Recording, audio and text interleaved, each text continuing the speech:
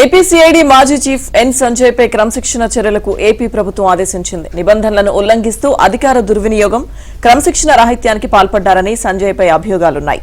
అగ్నిమాపక శాఖ డైరెక్టర్ గా ఉన్న సమయంలో ట్యాబ్ల కొనుగోళ్లు, అగ్ని మొబైల్ యాప్ ను జేబ్ సంస్థలకు కట్టబెట్టారని, అక్రమాలకు పాల్పడ్డారని సంజయ్ పై ఆరోపణలున్నాయి.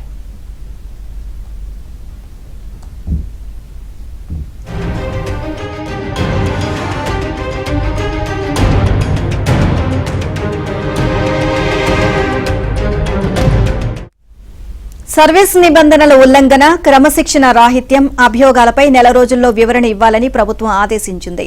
సంజయ్ అధికార దుర్వినియోగం, క్రమశిక్షణ రాహిత్యంపై విచారణ చేయనున్నట్లు ప్రభుత్వం ప్రకటించింది.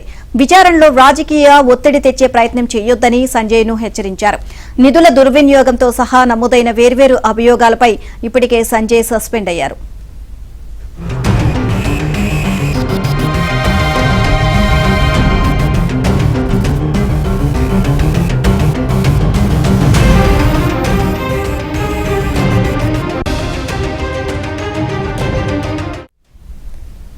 ఏపీసీఐడీ మాజీ చీఫ్ ఎన్ సంజయ్ పై క్రమశిక్షణ చర్యలకు ఏపీ ప్రభుత్వం ఆదేశించింది. పూర్తి సమాచారం మా ప్రతినిధి సత్యాన్ని అడిగి తెలుసుకుందాం.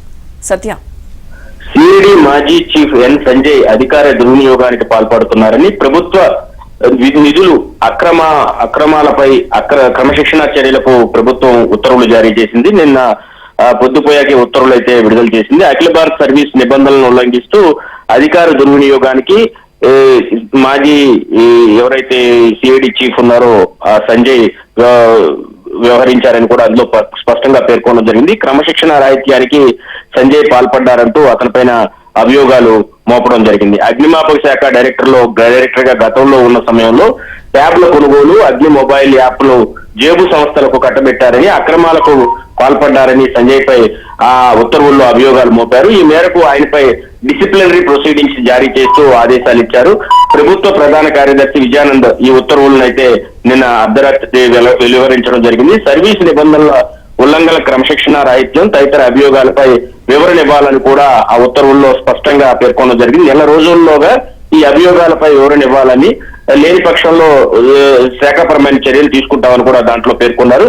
అదేవిధంగా సంజయ్ అధికార దుర్వినియోగం, క్రమశిక్షణ రాహిత్యంపై విచారణ ఇప్పటికే ప్రారంభమైన నేపథ్యంలో విచారణ సందర్భంగా రాజకీయ ఒత్తిడి తెచ్చే ప్రయత్నం కూడా ఆయన చేయకూడదని కూడా ఆ ఉత్తర్వుల్లో స్పష్టంగా హెచ్చరికలు జారీ చేశారు.